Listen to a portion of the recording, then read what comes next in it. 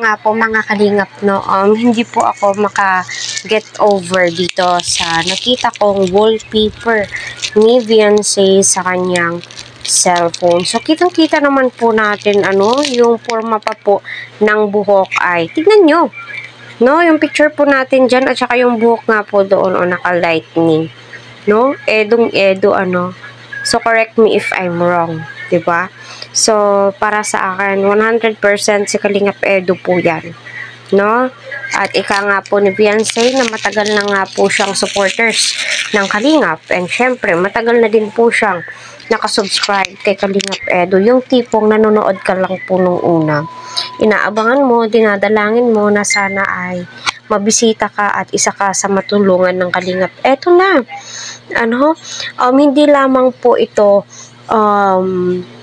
iniidolo ni Beyonce, no, 100%, no, na malaki ang gusto ni Beyonce kay Edu. Hindi lang po basta-basta crush, ika nga ng mga commentators ko, ay hindi po magtatagal, ay sasagutin po ni Beyonce itong si Edu. So, wala naman pong masama, kung maging sila.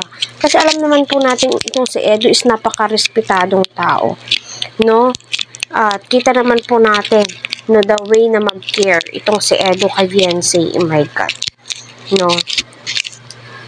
At masasabi mo po talagang na magiging sila sooner po talaga. Kasi nga,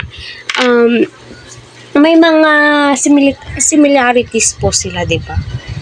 Kung napapansin nyo. Ayan, hello po sa ating lahat. Naway patuloy po natin suportahan sila Kalingap Rab, Kuya Val at ang buong team.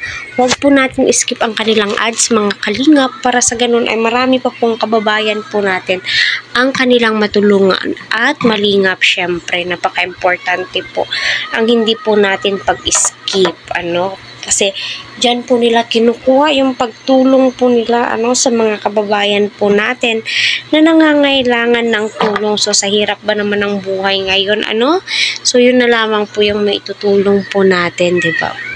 So, nako Beyonce, huli ka ngayon, booking ka ngayon, kasi kitang-kita nga po sa iyong wallpaper. And syempre, kaming mga supporters mo, my God, maligalig at napakasaya ng aming mga puso nang matunghayan at makita namin iyan, diba? Lalong-lalo na po ako. Ay, ako na may kinikilig.